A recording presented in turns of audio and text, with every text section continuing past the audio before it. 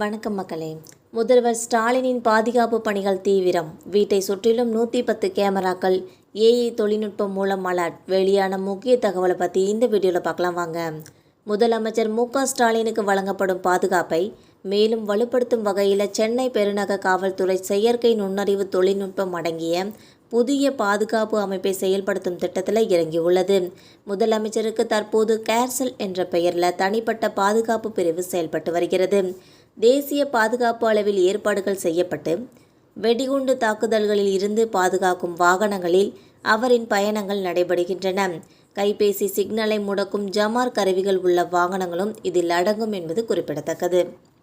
இந்த நிலையில் முதல்வரின் இல்லம், அலுவலகம் மற்றும் அவர் பயணிக்கும் முக்கிய சாலைகளில் உயர் தொழில்நுட்ப கண்காணிப்பு அமைப்பை ஏற்படுத்தும் திட்டம் வகுக்கப்பட்டுள்ளது.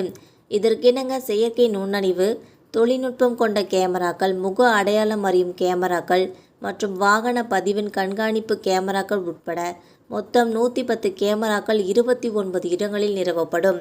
மேலும் இது முழுமையான கண்காணிப்பை ஒருங்கிணைக்க வேப்பேரியில் உள்ள சென்னை போலீஸ் கமிஷனர் அலுவலகத்தில் புதிய ஒருங்கிணைந்த கட்டுப்பாட்டு மையம் அமைக்கப்படுகிறது.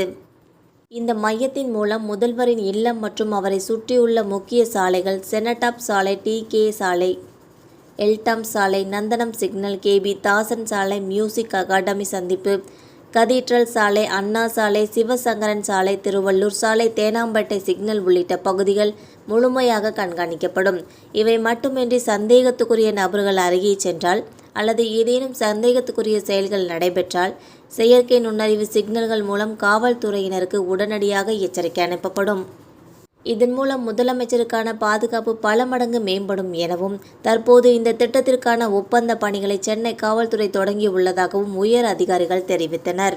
மேலும் கரூர் விவகாரத்தில் முதலமைச்சர் ஸ்டாலின் அவர்கள் உறுதியளித்துள்ளார். இந்த விவகாரத்தில் ஸ்டாலின் உறுதியாக சில நிலைப்பாட்டை எடுத்துள்ளாராம். இந்த விவகாரத்தில் முறைப்படி பார்த்தால் நடிகர் விஜய் செய்த தவறுகளுக்காக அவரை கைது செய்திருக்க வேண்டும். ஆனால் அவரை கைது செய்தால் இதையே வைத்து அரசியல் செய்வார்கள். அதை ஏற்க முடியாது. அதனால் வழக்கு நடக்கட்டும்.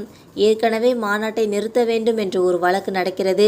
இன்னொரு பக்கம் நடிகர் விஜய் சார்பாகவே தனி விசாரணை கேட்டு வழக்கை போட்டுள்ளனர். அதில் உத்தரவு வரட்டும். மக்கள் பலியாகி உள்ளனர்.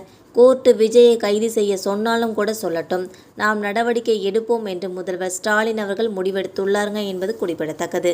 இந்த வீடியோ உங்களுக்கு பிடிச்சிருந்தா மறக்காமல் சப்ஸ்கிரைப் பண்ணி பெல் ஐக்கனை கிளிக் பண்ணி வச்சுக்கோங்க. அப்போ தான் நம்ம போகிற டெய்லி வீடியோஸ் உடனுக்குடன் வந்து சேரும். தேங்க்யூ.